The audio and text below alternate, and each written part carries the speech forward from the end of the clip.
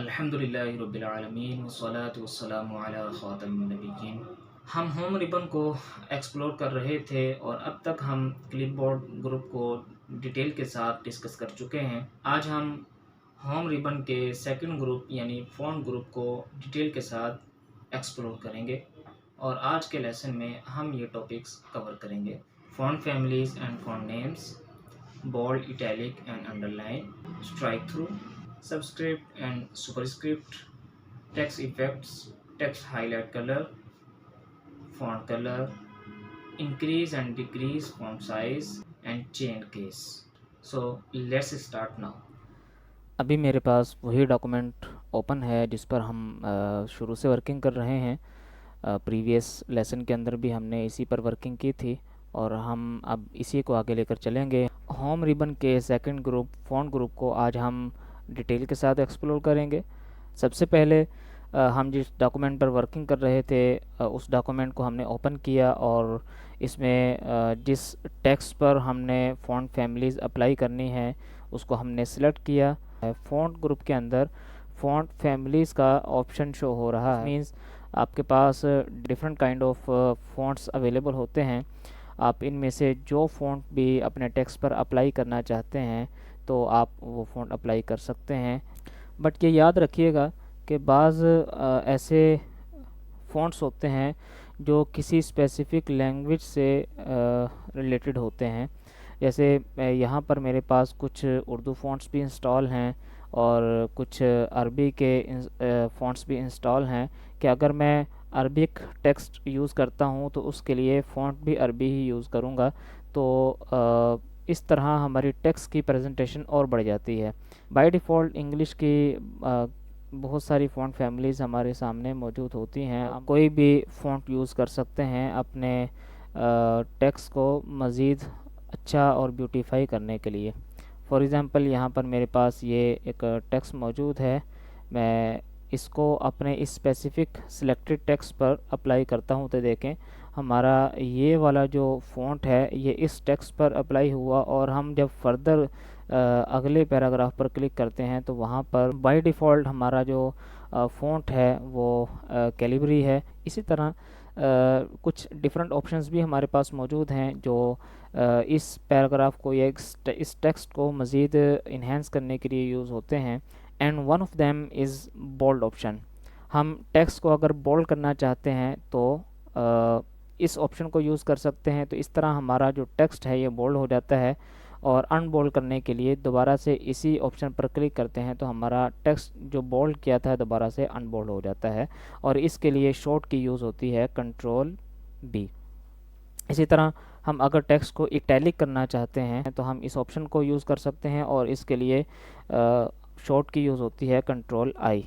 दोबारा से हमने जैसे कंट्रोल आई प्रेस किया तो देखें दोबारा से जो हमने इटैलिक ऑप्शन अप्लाई किया था वो ख़त्म हो चुका। इसी तरह नेक्स्ट हमारे पास ऑप्शन है अंडरलाइन। अब अंडरलाइन के अंदर आप ड्रॉप डाउन मेन्यू के अंदर देखेंगे बहुत सारे ऑप्शंस आपके सामने आ रहे हैं। आप जब अंडरलाइन किसी टेक्स्ट को करना चाहते हैं तो बाय डिफ़ॉल्ट तो सिंगल लाइन ही अंडरलाइन होती है, लेकिन आप इसकी डिज़ाइनिंग मज़ीद इन्हेंस कर सकते हैं। अभी फ़िल वक्त हमने इसको नन किया है और अगर हम इसको अंडरलाइन करते हैं तो ये देखें ये टेक्स्ट हमारा अंडरलाइन हो गया और इसके लिए शॉर्ट की यूज़ होती है कंट्रोल यू और इसको हमने कंट्रोल यू प्रेस किया तो अंडरलाइनिंग हमारी ख़त्म हो गई। इसी तरह हमारे पास एक और ऑप्शन भी मौजूद है and that is called strike through. ये मैंने एक टेक्स्ट लिखा है और आपने बहुत सारी कंपनीज़ में या बहुत सारी जगहों पर ये लिखा देखा होगा कि पहले इसके प्राइस ये थे और उसको फिर क्रॉस कर दिया जाता है जिससे ये शो होता है कि अब हाँ ये वाले प्राइस नहीं है बल्कि न्यू प्राइस ये हैं। तो उसके लिए स्ट्राइक थ्रू का ऑप्शन यूज़ होता है और वो यहाँ पर अंडरलाइन के साथ ही अवेलेबल है। यानी इससे ये शो हो रहा है कि ये जो प्राइस हैं ये पहले थे, ये अब प्राइस ख़त्म हो चुके हैं और न्यू प्राइस जो है वो ये हैं। तो इस तरह बाज़ औक़ात हमें किसी टेक्स्ट को शो भी करना होता है और ये शो करना होता है कि अब इसकी जगह पर ये अपडेट है। तो यूँ हम अपने टेक्स्ट की प्रेजेंटेशन को मज़ीद बेहतर कर सकते हैं। एंड सिमिलरली फ़ॉन्ट ग्रुप के अंदर मज़ीद दो ऑप्शंस हैं जो ख़ास तौर पर मैथमेटिक्स में यूज़ होते हैं। यानी आई को हम टेक्स्ट से थोड़ा सा नीचे लिखना चाहते हैं। जैसे ही हमने सबस्क्रिप्ट पर क्लिक किया, देखें कि मैं कंट्रोल इक्वल्स टू प्रेस करूँगा तो ये सबस्क्रिप्ट में कन्वर्ट हो चुका है। और अगर आप इसको अपनी रियल कंडीशन में लाना चाहते हैं तो कंट्रोल इक्वल्स टू दोबारा से प्रेस करेंगे तो ये अपनी असल कंडीशन में आ जाएगा।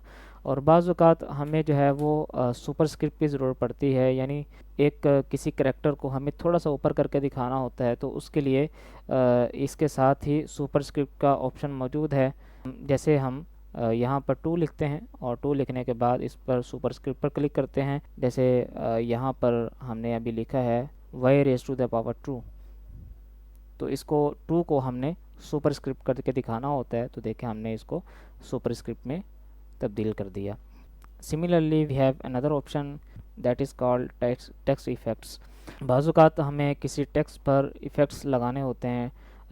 टाइपोग्राफी भी इसको कहते हैं, टेक्स्ट इफ़ेक्ट्स भी इसके कहते हैं। बाय डिफ़ॉल्ट हमारे पास कुछ इफ़ेक्ट्स जो है वो शो हो रहे होते हैं।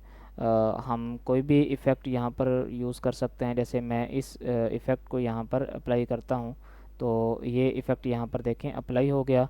और अगर आप इन इफ़ेक्ट्स में अगर कुछ मज़ीद चेंजेस वगैरह करना चाहते हैं तो डिफरेंट आपके पास ऑप्शंस आ रहे हैं।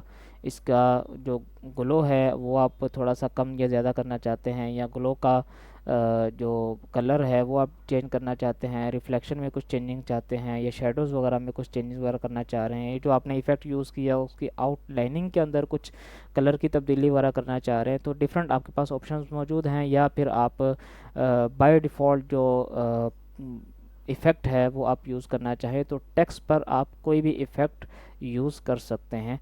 और इसके अलावा टेक्स्ट हाईलाइट कलर का ऑप्शन भी आपके पास मौजूद है।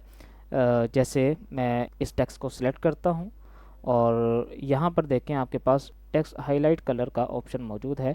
आप अपने टेक्स्ट के बैकग्राउंड को चेंज कर सकते हैं, हाईलाइट कर सकते हैं। आप जो भी इसका टेक्स्ट रखना इसका बैकग्राउंड कलर चेंज करना चाहें तो आप इजीली इस ऑप्शन के थ्रू आप हाईलाइट किसी भी टेक्स्ट को कर सकते हैं। बाज़ औक़ात हमें प्रेजेंटेशन में इसकी ज़रूरत भी पड़ती है।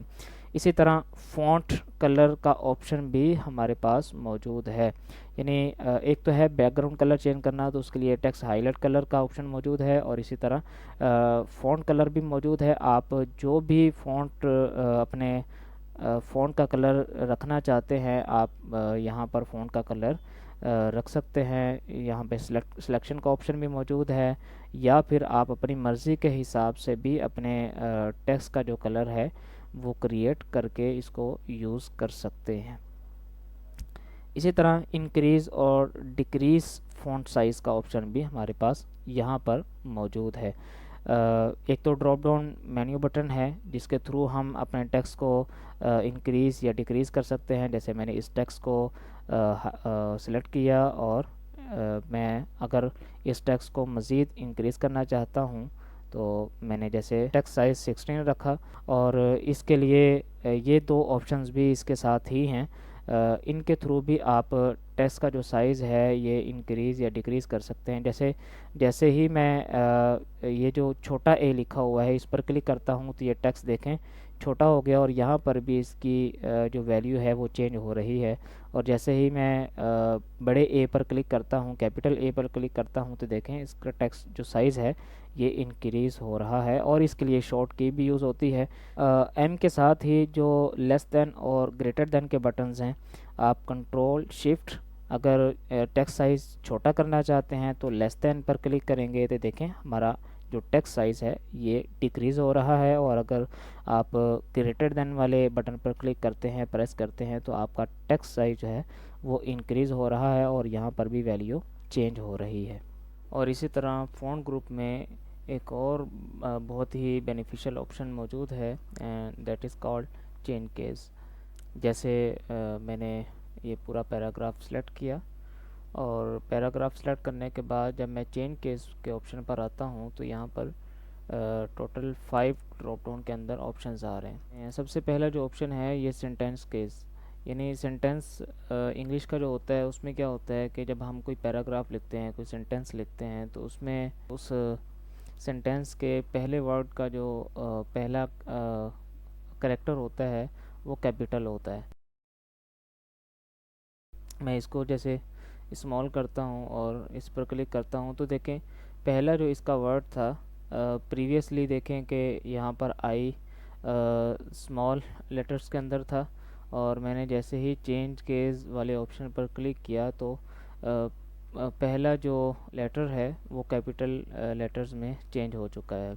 और इसी तरह हमारे पास सेकंड ऑप्शन है लोअर केस, यानी जो मैंने पैराग्राफ सिलेक्ट किया है, अगर जितने भी इसमें करेक्टर्स मौजूद हैं उन सब को मैंने स्मॉल लेटर्स के अंदर कन्वर्ट करना है, तो उसके लिए लोअर केस वाले ऑप्शन पर हमने जैसे ही देखें क्लिक किया तो जहाँ जहाँ हमारे कैपिटल लेटर्स थे वो सारे के सारे स्मॉल लेटर्स के अंदर चेंज हो चुके हैं।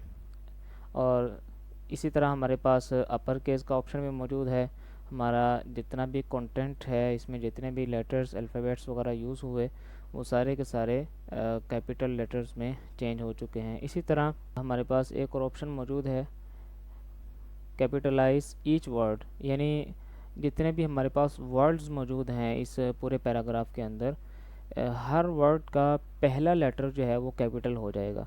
जैसे ही मैंने इस पर देखें क्लिक किया तो हर वर्ड का पहला लेटर आप देख रहे हैं कि वो कैपिटल में कन्वर्ट हो चुका है। और इसी तरह हमारे पास है टॉगल केस, नेक्स्ट ऑप्शन। इसके थ्रू ये होगा कि जो कैपिटल लेटर्स हैं वो स्मॉल लेटर्स में चेंज हो जाएंगे और जो स्मॉल लेटर्स हैं वो कैपिटल लेटर्स में कन्वर्ट हो जाएंगे। जैसे ही देखें मैंने इस पर क्लिक किया तो ये सारे के सारे वो लेटर्स जो स्मॉल थे वो कैपिटल हो चुके हैं, कैपिटल में कन्वर्ट हो चुके हैं, और जो कैपिटल थे वो स्मॉल्स में कन्वर्ट हो चुके हैं। तो हमारे पास चेंज केस के अंदर ये डिफरेंट ऑप्शंस मौजूद हैं, हम इनको यूज़ करके अपने पैराग्राफ को यूँ बेहतर अंदाज से कर सकते हैं। बाज़ औक़ात हमें जो है वो वन क्लिक पर कुछ चीज़ें परफॉर्म करनी होती हैं इंग्लिश के पैराग्राफ को सेट करने के लिए, तो हम इन ऑप्शंस को यूज़ कर सकते हैं। और इसी फ़ॉन्ट ग्रुप में एक और ऑप्शन भी मौजूद है, that is called change case. Text को सिलेक्ट करने के बाद आप ये चाहते हैं कि इस पर मैंने जो जो कुछ भी अप्लाई किया है वो सारा का सारा ख़त्म हो जाए, तो इसके लिए क्लियर आर फॉर्मेटिंग का ऑप्शन मौजूद है। आप जैसे ही इस पर क्लिक करते हैं तो आपने फर्स्ट टाइम जो डॉक्यूमेंट ओपन किया था उसके बाद आपने जो जो चेंजेस की इस टेक्स्ट पर वो सारी के सारी रिवर्स हो चुकी हैं, ख़त्म हो चुकी हैं। जैसे मैं इस टेक्स्ट को भी सिलेक्ट करता हूं और क्लियर फॉर्मेटिंग करता हूं तो मैंने देखें इसकी जो फॉर्मेटिंग की थी इसके अंदर जो मैंने टेक्स्ट का साइज़ इंक्रीज़ किया था या डिक्रीज़ किया था या इसका जो फ़ॉन्ट चेंज किया था, वो सारी की सारी टेक्स्ट की जो फॉर्मेटिंग है वो ख़त्म हो चुकी है। तो यूँ आप क्लियर और फॉर्मेटिंग के थ्रू भी अपनी फॉर्मेटिंग जो आपने की होगी आज के दिन और डॉक्यूमेंट ओपन करने के बाद उसको ख़त्म कर सकते हैं। आज के लेसन में हमने फ़ॉन्ट ग्रुप को बहुत ही डिटेल के साथ डिस्कस किया। आई होप कि आपको इससे भी काफ़ी कुछ सीखने को मिला होगा। आप जो जो सीखते जाएं उसको साथ साथ अप्लाई भी करें ताकि आपको याद रखने में भी आसानी रहे और साथ साथ इसको अपनी प्रैक्टिस में भी लेकर आएँ।